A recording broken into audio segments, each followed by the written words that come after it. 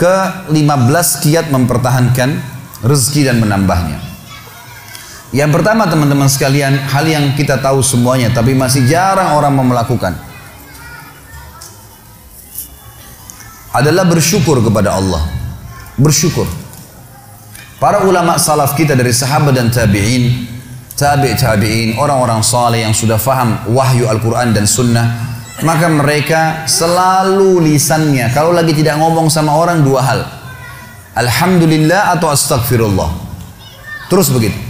Sampai mereka itu kalau lagi jalan dari rumahnya ke tokonya di Baghdad dulu, di Irak, di Madinah, di Mekah, di tempat-tempat mereka mau buka usaha, atau mereka dari rumahnya menuju ke masjid mau mengajar, maka selalu lisannya alhamdulillah, alhamdulillah, alhamdulillah, alhamdulillah, alhamdulillah, non-stop.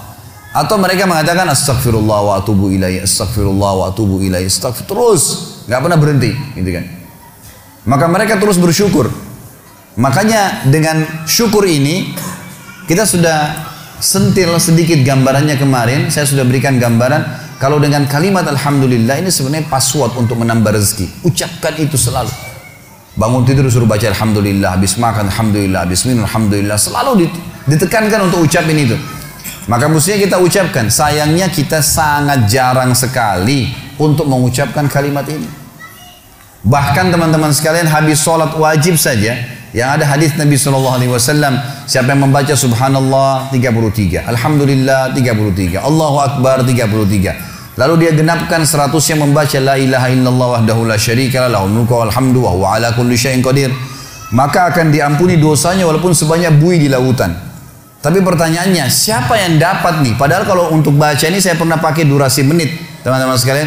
Baca dengan sangat tenang pun itu 7 menit sudah selesai sebenarnya. Baca ayat kursinya, baca al-ikhlas, al-falaq, an-nasnya, dengan baca subhanallah, alhamdulillah, Allah akbar masing-masing 33 kali, maksimal 7 menit. Tapi pertanyaan, siapa yang dapat nih? Karena banyak orang tidak menganggap penting untuk mengucapkan zikir kepada Allah, terutama masalah alhamdulillah. Maka mereka buru-buru sekali. Subhanallah, subhanallah, alhamdulillah, alhamdulillah, alhamdulillah, Allah akbar, Allah akbar, Allah akbar, Allah akbar. Apa ini? Bagaimana bisa dapat gitu kan?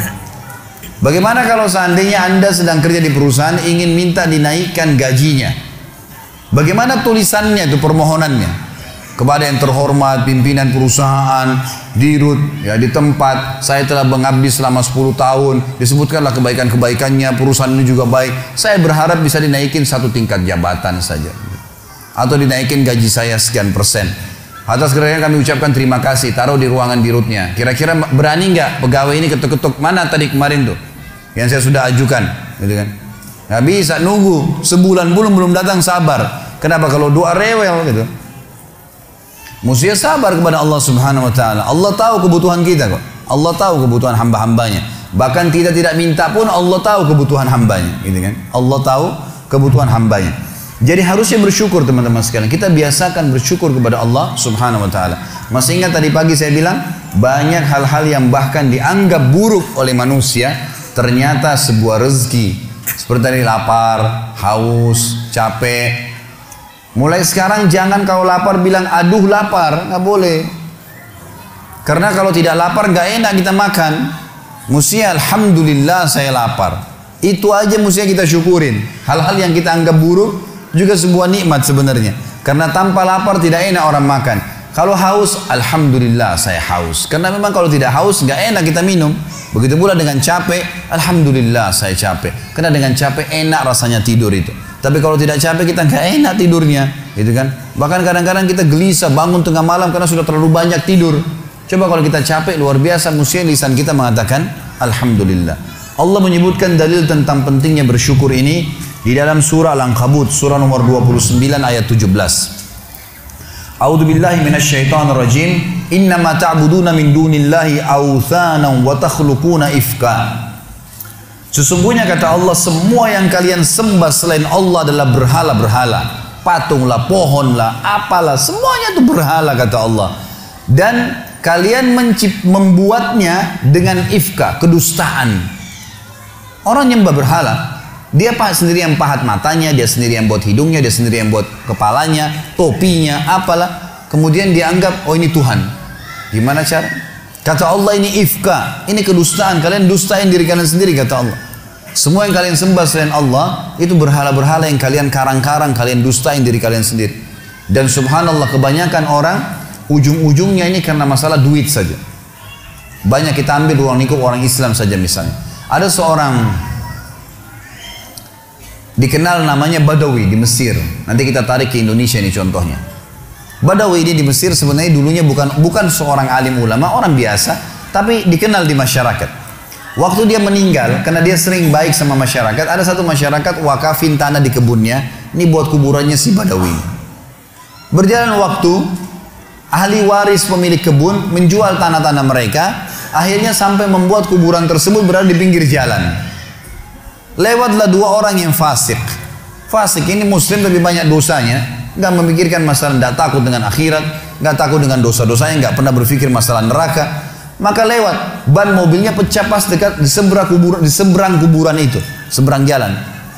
Yang satu lagi perbaikin ban, yang satu ini melihat ke arah kuburan itu.